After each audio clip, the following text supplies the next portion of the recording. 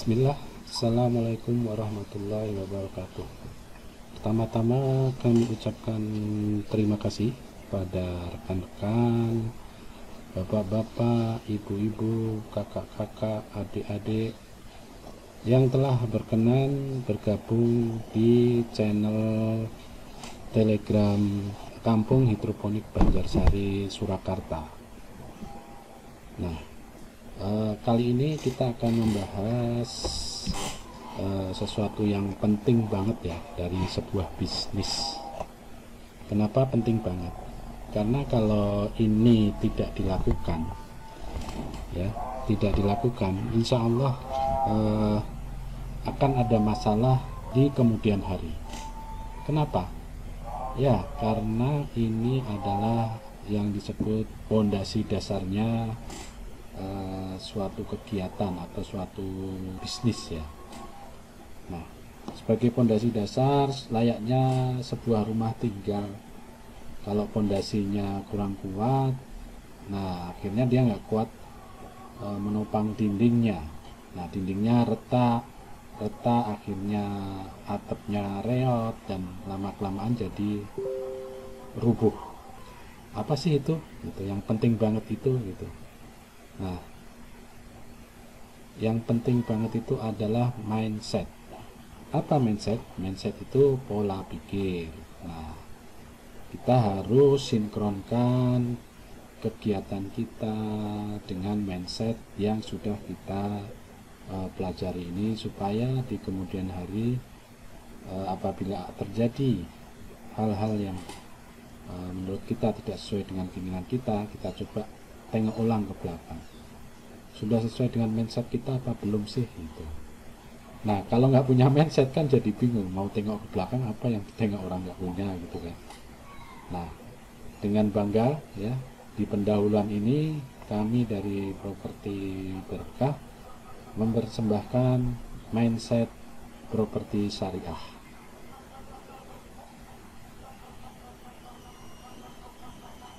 Nah, pertama-tama kita bahas apa itu properti syariah.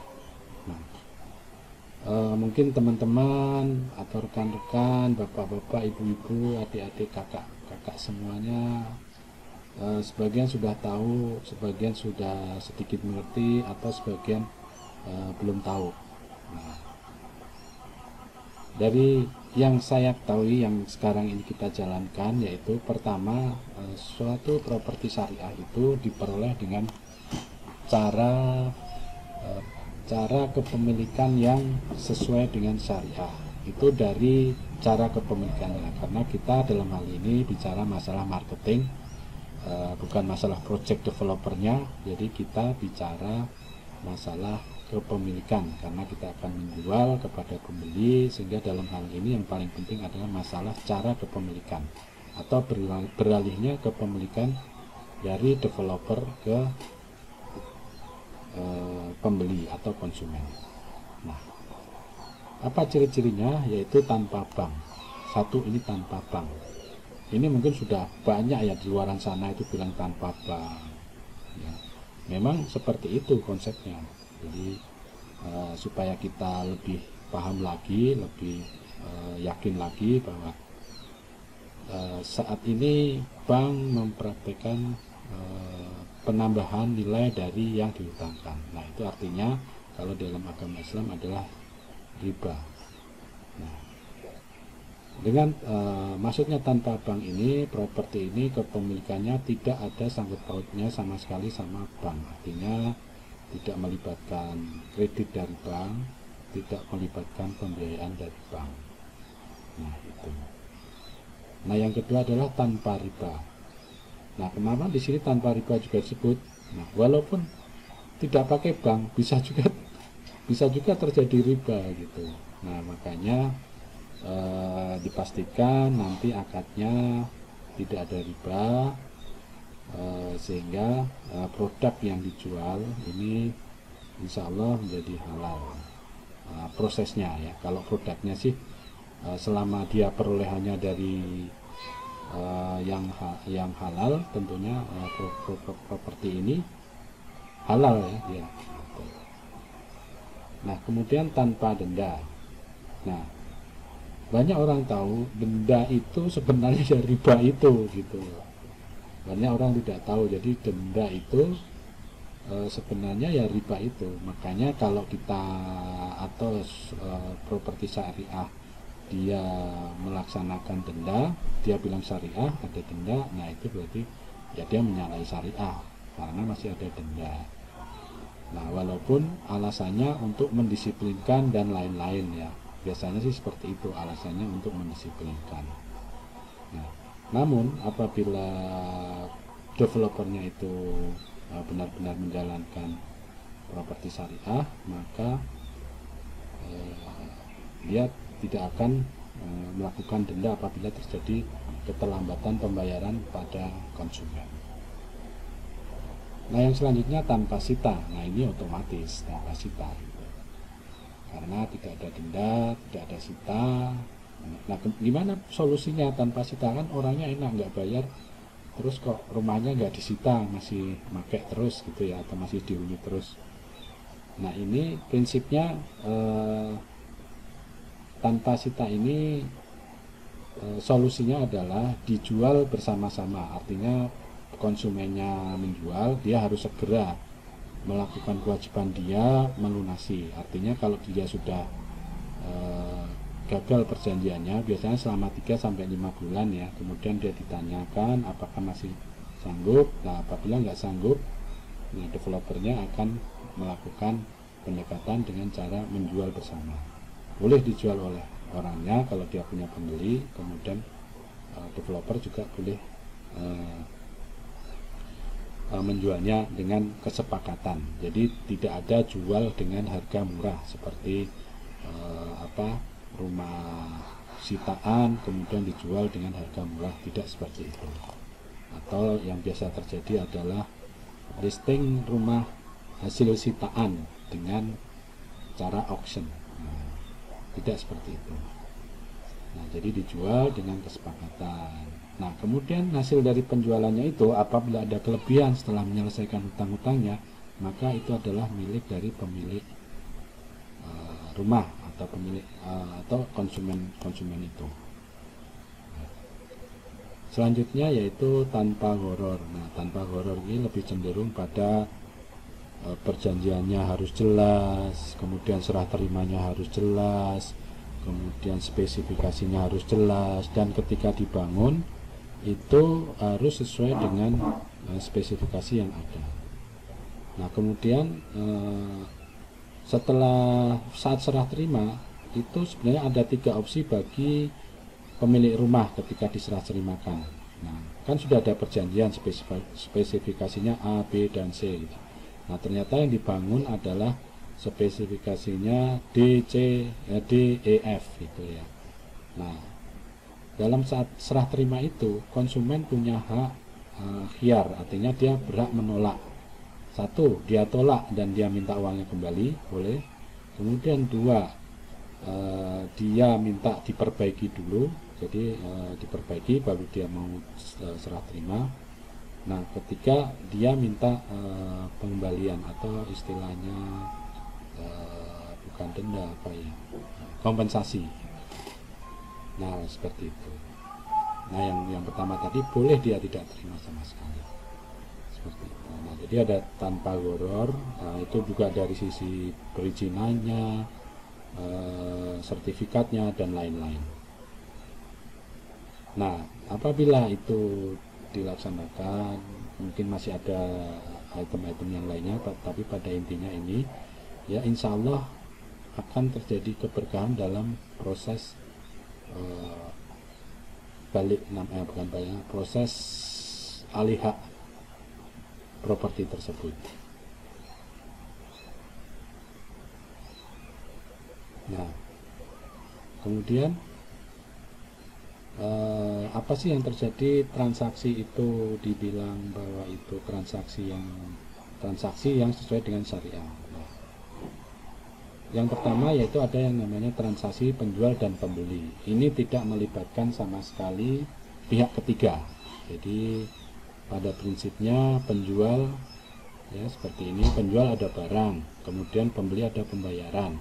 Nah, mereka ketemu akad. Nah, kemudian ada tiga hasilnya, misalnya dia mau tunai, mau kredit, atau istisna. Nah, istisna ini yang sering terjadi pada developer syariah di Indonesia ini. Ini pesanan, artinya setelah terjadi akad, kemudian pesanan rumah akan diserah terimakan sekian bulan, sekian tahun. Nah, ini namanya akad istisna. Nah, kemudian akad tunai. Akad tunai ya ini jelas ya, tunai langsung bayar, rumah sudah ada langsung dihuni. Kemudian akad kredit. Nah, kredit ini rumah sudah ada langsung dicicil. Nah, istisna ini juga bisa kredit gitu, dicicil boleh gitu. Nah, kalau kredit ini tidak ada tambahan, walaupun dia tidak pakai bank ya, ini melakukan tambahan, misalnya kalau telah didenda, misalnya kalau pelunasan cepat di penalti, nah itu namanya masih ada riba di situ, walaupun terjadi ada antara akad penjual dan pembeli tanpa ada pihak ketiga. Nah, kemudian yang namanya pendanaan. Nah, yaitu di sini ada tiga individu yang berperan dalam alih hak kepemilikan, yaitu penjual. Kemudian karena pembeli tidak punya uang cash atau tidak mampu untuk membeli, dia butuh pendana yang menyelesaikan pembayaran, melunasi pembayarannya. Nah, pada skema ini yang saat ini ada itu biasanya pendana oleh bank, walaupun mungkin ada oleh orang ya, atau individu, atau bukan bank lah ya istilahnya. Nah, ini kalau ada tambahan riba, tapi kalau tidak ada tambahan, ya itu bukan riba walaupun dipinjam. Misalnya penjual menjual seharga 500, kemudian dibayari oleh pendana 500, kemudian pembeli nyicil kepada pendana 500. Nah, seperti itu nggak ada riba. Tapi yang prakteknya saat ini, pada saat ini bank itu melakukan praktek riba dengan adanya penambahan. Nah, ini sebenarnya proses detailnya lebih banyak lagi yang lebih bisa didetailkan lagi. Artinya kalau ada pendana gimana caranya supaya akadnya ini benar menurut syariah. Nah, yang kedua adalah murabahah, yang ketiga adalah murabahah. Ini ada tiga komponen juga sama, yaitu penjual. Nah, ini sama pada yang tadi ya, tapi prinsipnya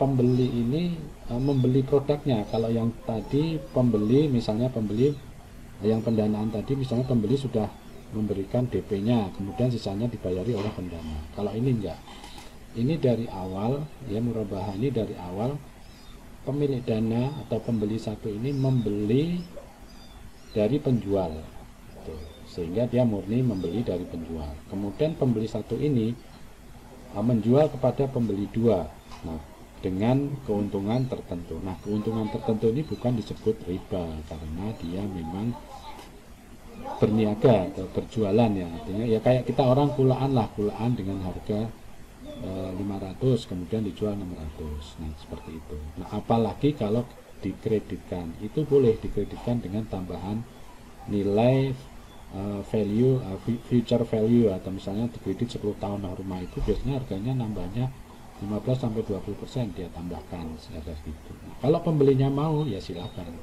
tapi semuanya akadnya dari awal harganya tidak berubah, cicilannya tidak berubah, sampai akhir tidak berubah. Nah, itu bisa dibilang prosesnya syar'i. Nah, dari uraian di atas itu mindset properti syariah itu intinya di mana sih gitu kan. Nah, kira-kira ini kesimpulannya. Jadi dari uraian-uraian di atas itu pada intinya kita itu properti syariah itu melawan riba. Artinya praktek yang sekarang ini yang sudah bertahun-tahun itu sebenarnya riba. Dengan hadirnya properti syariah ini ada pilihan bahwa ini loh ada cara baru memiliki properti yang tidak mengandung riba. Nah, itu jadi pada intinya adalah melawan riba. Jadi selain tujuannya bermuamalah dalam bisnis, juga mengandung ibadah, yaitu memerangi riba yang merupakan salah satu ibadah yang agung. Jadi kalau kita jadi pemasar properti syariah harus bangga gitu, artinya harus ini loh, saya ini menjual dengan cara yang benar sesuai syariah. Jadi saya berusaha dalam memberi nafkah keluarga saya dengan cara yang halal. Nah, kemudian yang kedua adalah properti syariah setelah di apa ya, di audit kesyariahnya, artinya semua sesuai syariah gitu ya, tidak abal-abal, tidak hanya sekedar nama aja gitu. Nah, adalah cara kepemilikan yang halal, sehingga ketika kita bermuamalah dengannya, berarti kita lagi berusaha atau berupaya mencari penghidupan yang halal. Nah, artinya kalau kita lagi jual rumah itu ya amit-amit ya, atau ya qadarullah atau apalah ya, kan semua nasib di tangan Allah ya, takdir ada di tangan Allah. Nah, kita menjual produk properti syariah, kemudian di jalan meninggal, kita mati syahid gitu. Karena kita berupaya mencari penghidupan yang halal. Nah, saya nggak mau mengungkap yang sebaliknya itu. Kalau orang jualan yang lewat properti konvensional pada umumnya, diam, nggak saya bahas lah itu. Tapi intinya seperti itu. Kemudian yang ketiga, sebagai pemasar properti syariah harus bangga dengan produknya yang insya Allah halal, dan untuk mencari keberkahan, kemanfaatan yang terus-menerus. Artinya orang-orang yang sedang menjual properti dalam bentuk konvensional dengan bank itu pun semangat, mereka luar biasa menawarkannya. Nah, kita harus lebih semangat gitu loh, lebih semangat karena ini menawarkan yang halal. Satu itu, kedua lebih untuk mencari keberkahan gitu, sehingga keluarga kita nantinya juga mendapatkan keberkahan. Nah, yang keempat, mindset properti syariah sebenarnya adalah menekankan bahwa riba adalah dosa yang besar. Banyak dalil tentang dahsyatnya dosa riba dan laknat bagi pelaku riba. Silahkan Anda cari sendiri, googling sendiri ayat-ayat apa yang mendasari dosa-dosa riba dan laknat-laknat tentang pelaku riba. Nah, ini salah satunya. Sama saja semuanya, yang nulis, yang membeli, yang itu semuanya, semua itu sama gitu ya. Nah, kemudian riba dosa besar yang menghancurkan. Di Al-Baqarah ayat 275 itu Allah menghalalkan jual beli dan mengharamkan riba. Artinya mungkin kalau orang melihat bahwa ini prosesnya sama, ada keuntungan yang sama, harganya sama, kalau dibandingkan dengan itu juga sama. Nah, tapi yang satunya jual beli, yang satunya riba. Nah, itulah Islam memang. Jadi memang kita harus sesuai aturan yang sudah ada di dalam Al-Quran dan hadis Rasulullah. Nah, selanjutnya apa nih? Nah, berkah adalah sesuatu yang mendatangkan kemanfaatan yang terus-menerus berkesinambungan, didapatkan dengan cara yang halal dan sesuai syariah. Artinya keberkahan ini kita tidak tahu apakah yang kita hasilkannya akan berkah atau tidak. Tapi insya Allah kalau dengan cara yang halal mungkin dan Allah menjamin akan mendatangkan keberkahan bagi keluarga kita. Mungkin nanti kelak suatu saat kita punya anak cucu yang jadi ulama besar atau jadi orang yang sangat bermanfaat bagi bangsa dan negara, dikarenakan hasil upaya kita hari ini atau saat ini kita melakukan upaya-upaya untuk mendapatkan hasil yang halal. Nah, kemudian